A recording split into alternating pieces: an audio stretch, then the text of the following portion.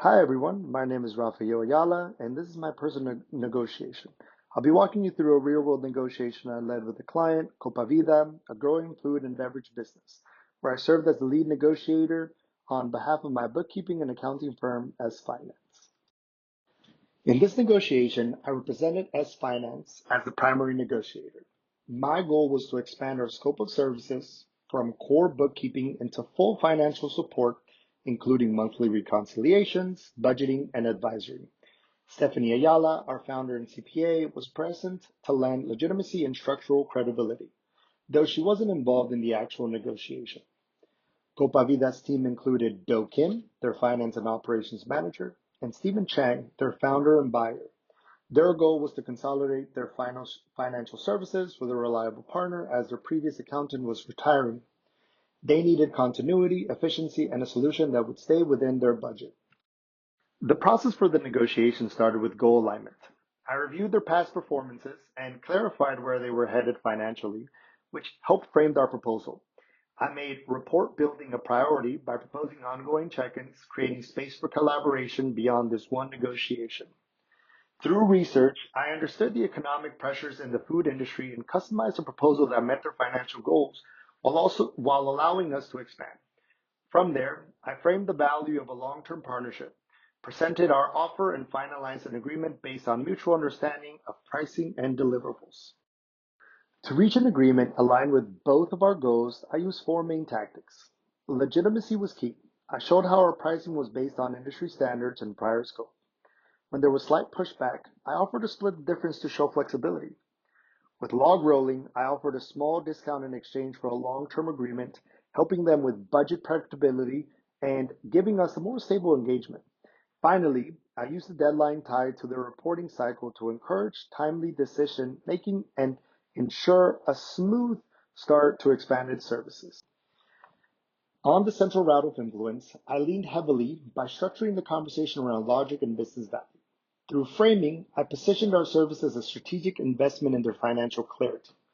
Normatively, I cited examples of similar clients who benefited from year-round bookkeeping that we have worked with. With structure, we offered a package that defined check-ins and deliverables, eliminating any confusion and reducing their workload. And with an agreement in principle, we were able to move forward confidently while reserving space to finalize the finer details. These approaches tie directly to their goal of minimizing disruption and building a long-term solution that they can count on. Beyond logic, I also applied the peripheral route, leaning on credibility, likability, and trust. Over the last year, we had earned their confidence by delivering consistent and accurate work with the bookkeeping components, while also ensuring that their accountants had all information needed when tax season came around. I kept our communication approachable and collaborative, making the negotiation feel like a natural extension of our partnership.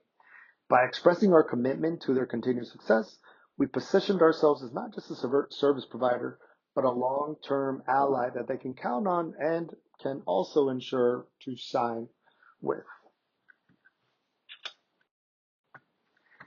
The substance of this negotiation wasn't just about numbers, it was about what we were actually delivering. We framed the proposal around ongoing financial support, including monthly reconciliations and biweekly review sessions. We also proposed quarterly budget planning, clear post-session summaries, and a year-end performance review. All of this aligned with Copa Vida's need for centralized, dependable financial oversight without having to juggle multiple vendors and have one consolidated vendor that can accomplish everything as their accountant is retiring. On the procedural side, I proposed a meeting cadence that aligned with their operations, alternating between reviews and planning. This allowed us to track performance and address issues before they became problems. We also agreed on a decision timeline, finalizing the engagement by month's end. This created structure while supporting their goal to onboard a new accountant smoothly before the next quarter. While multiple stakeholders were involved, this negotiation operated as an isolated dyad. I was the sole negotiator for S Finance, and Do Kim and Stephen Chang made the financial decisions for Copa Vida. Though Stephanie was present, she acted in a supportive role. This setup allowed for a focused, efficient negotiation between two clearly defined sides.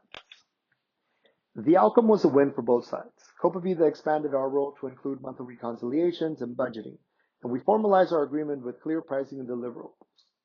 The biggest lessons I took away were, first, how helpful framing is in guiding the conversation and making value clear, and second, the importance of reading and recognizing negotiation tactics in real time, which helped me stay calm, flexible, and ultimately secure a mutually beneficial deal.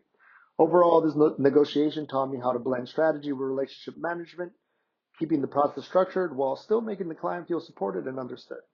Thank you for listening.